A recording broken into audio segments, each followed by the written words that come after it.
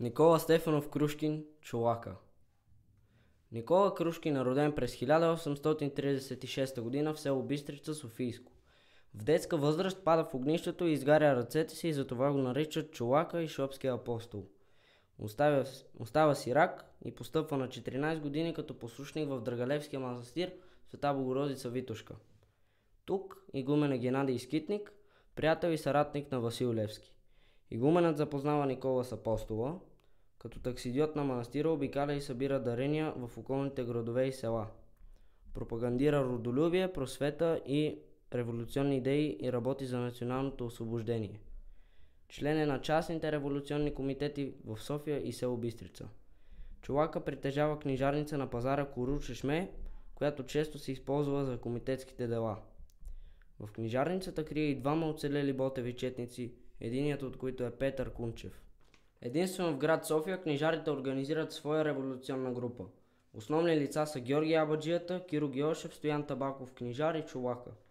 Въпреки че София не въстава през април 1876 г., дейността на книжарите оказва силно влияние върху хората. Каква голяма сила крие една тънка книжка песнопойка с революционни песни. Само да ги прочитат е достатъчно хората да се събуди революционният дух, желанието за свобода и най-вече да укрепне мисълта, че не са сами в борбата, че краят негото е близо. След като в Дупница турците залавят бунтовна кореспонденция, разкритията стигат до Софийския книжар. В разгара на руско-турската освободителна война през 1877 г. Никола Крушкин Чолака е арестуван и осъден по обвинение за разпространение на бунтовни книжа. "Аз роб ще умра, но българският народ свободен ще живее", извикал той на бесилото пред книжарницата си. Заедно с него са осъдени още тримата книжари Георги Стоицев Абаджията, Киро Геошев Кафеджи и Стоян Табаков. Чолака издъхва на 15 ноември 1877 г.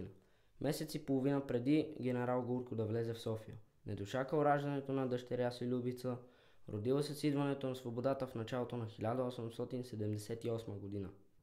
Памет. Главната улица в село Бистрица е наречена на негово име. В центъра на селото признателното потомство е издигнало барелев в негова чест. На мястото на книжарницата му в София, където е обесен, е поставена паметна плоча. Името му носи и улица в квартал Кръстова вада в София.